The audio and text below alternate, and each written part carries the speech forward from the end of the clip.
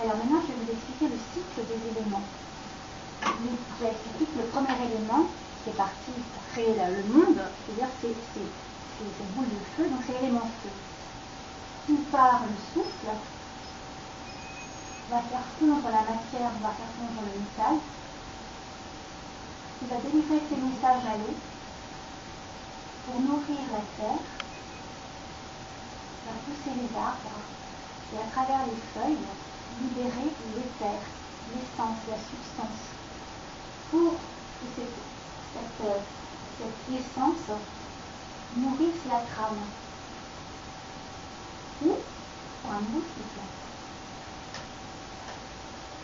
On peut partir aussi du volcan, crash feu, qui va bien sûr, par l'air, pouvoir être plus actif, faire fondre la matière, donc c'est pour ça qu'on appelle ça le métal. Et quand il va être au contact par exemple de la mer, il va délivrer, physiquement ça se voit bien sûr, mais il va se potentialiser aussi, c'est-à-dire que le métal fondu ou la matière fondue va trouver une forme, et surtout va délivrer des messages dans l'eau, qui va venir irriguer cette terre, pour faire pousser les arbres. Donc c'est vraiment à travers les feuilles, et bien au-delà, et après les feuilles, qu'on va passer sur les plans subtils. L'éther-bois, c'est un élément qui est impalpable, on va dire. C'est ce que vous, au niveau de votre corps physique, l'éther, c'est où? Ça peut être quoi, votre corps éthérique? Certains, vous avez le corps physique, vous connaissez votre corps physique. Le corps éthérique, c'est juste après. C'est au niveau des poils. C'est-à-dire quand vous avez les poils qui s'hérissent, vous avez déjà votre corps éthérique qui vibre. Il peut aller plus loin, il peut s'expanser plus loin. En fait, c'est les petites antennes, ou grandes antennes. Voilà. C'est ce qui vous permet de capter les choses qui est votre éther. Et pour la planète, c'est le végétal. Là, ce que vous trouvez au niveau de la planète, vous le trouvez au niveau du corps physique.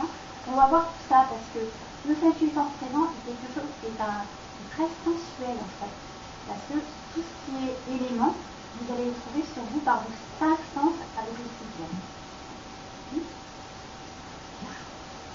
Alors, maintenant, se place sur la roue, donc là vous l'avez vu, l'élément feu. Est-ce que vous avez déjà vu? L'élément feu, on le trouve, il y a déjà une indication par rapport à la situation géographique. C'est où? Au nord. Et l'élément eau? Au sud. Donc ça vous donne une indication. L'élément air métal, sud-est, est-sud-est. L'élément terre, sud-ouest. L'élément éther bois, nord-ouest. Et la trame, c'est le centre.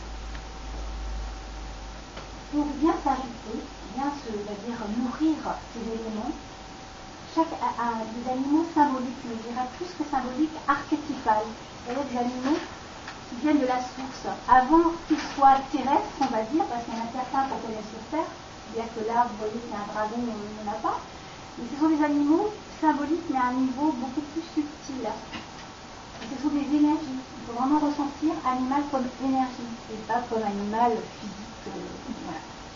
Mais il y a du tout.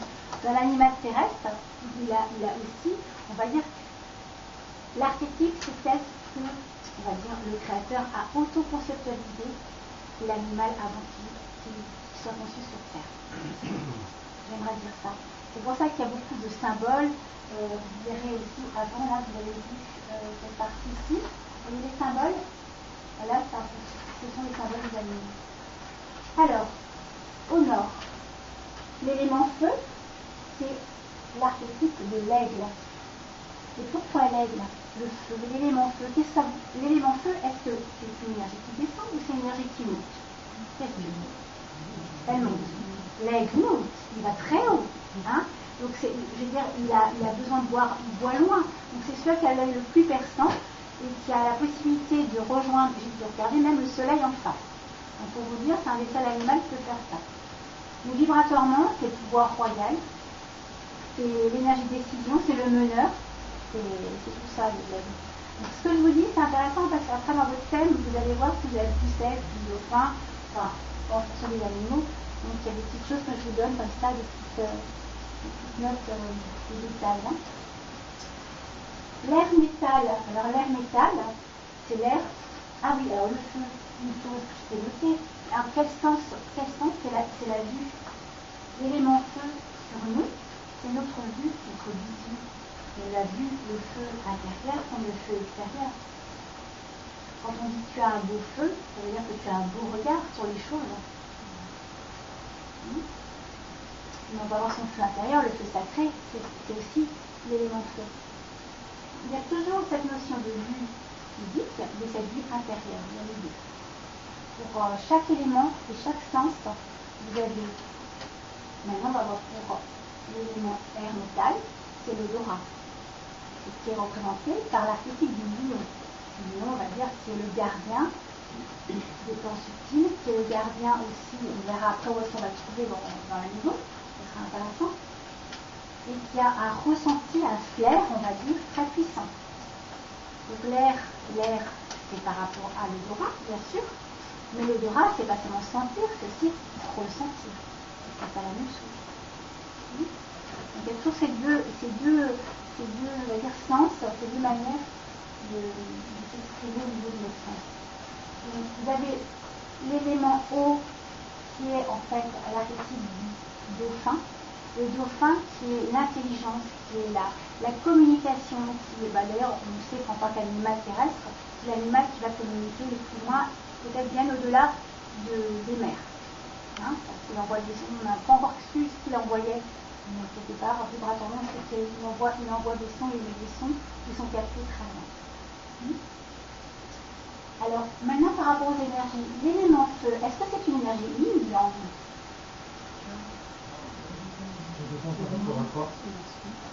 Est-ce que c'est une énergie yin ou yang, l'élément feu?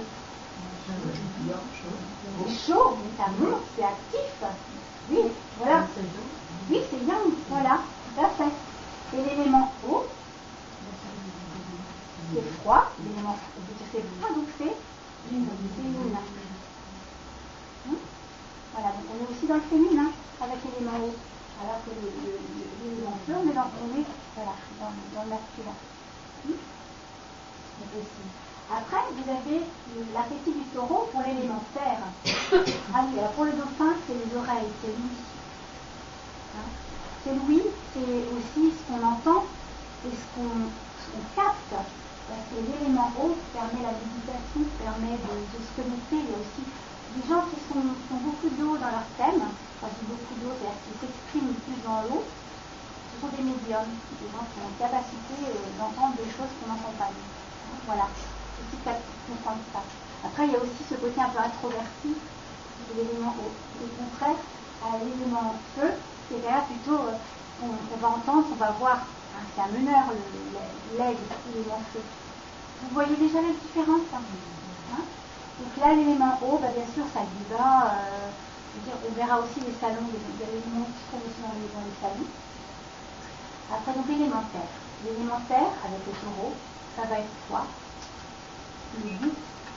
L'élémentaire, ça va être quand on va manger, on s'harmonise avec la terre.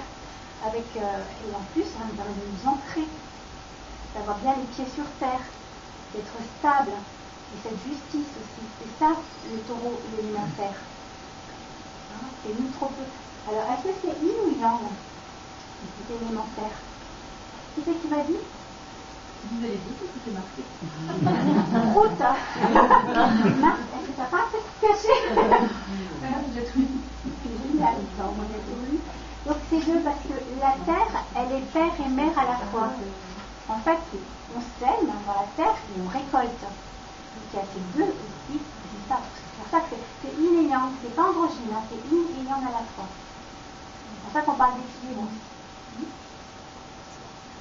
Donc ça va être là où on va manger, ça va être un repas qu'on va retrouver cet élémentaire.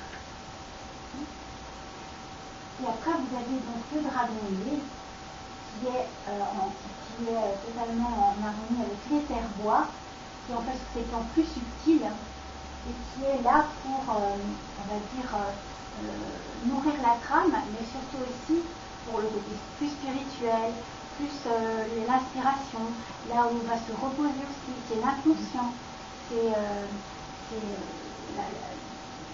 en relation avec le toucher, c'est là où on va se lever, on va dire, se mettre dans un endroit pour prier.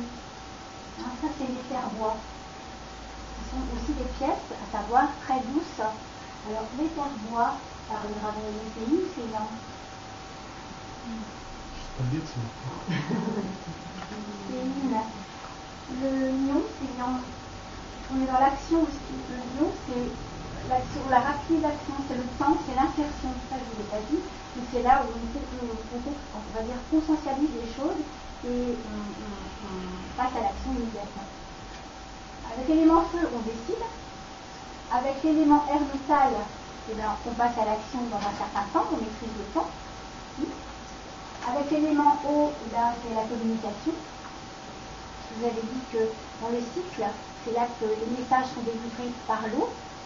Donc délivré, ça veut dire qu'on communique, forcément. Donc l'élément terre, ça va être là où il y aura la justice, l'équilibre, le bon sens, la convivialité et l'abondance. L'abondance, c'est très important. C'est bien l'abondance. Donc déjà là, vous avez peut-être déjà des idées de pièces où est-ce que je vais trouver ces éléments-là. Au fur et à mesure, on va voir ça. Et le dragon ailé, donc ça va être, c'est la conscience, c'est le côté subtil, c'est celui qui en fait est la quintessence, on va dire, des quatre autres d'avant, et qui va nourrir le serpent ailé qui est au centre. Ça va être très important, puisque lui, il va récupérer toutes les énergies yin de chaque animal, chaque énergie, pour créer cet axe de verticalité en rapport avec lui, c'est la Kundalini qui passe du bas du niveau coccyx, ici. Et vous savez que, vous connaissez le caducée, le vrai caducée. C'est deux serpents avec un axe au milieu. Et c'est l'axe du milieu qui représente la Kundalini. C'est cet équilibre yin qui est l'androgynie. Grâce au dragon ailé activé par l'élément feu, puisque les deux sont ensemble, donc cette énergie yin et cette énergie yang, il va, vous voyez d'ailleurs, la pointe de la tête du serpent monte, donc il y a cette énergie ascendante, et là vous avez les énergies de remonter vers sa source. C'est-à-dire que nous, quelque part, en tant qu'être humain, on est là, expérimenté, et après, si on va aller plus loin, on va retrouver cette androgynie en nous.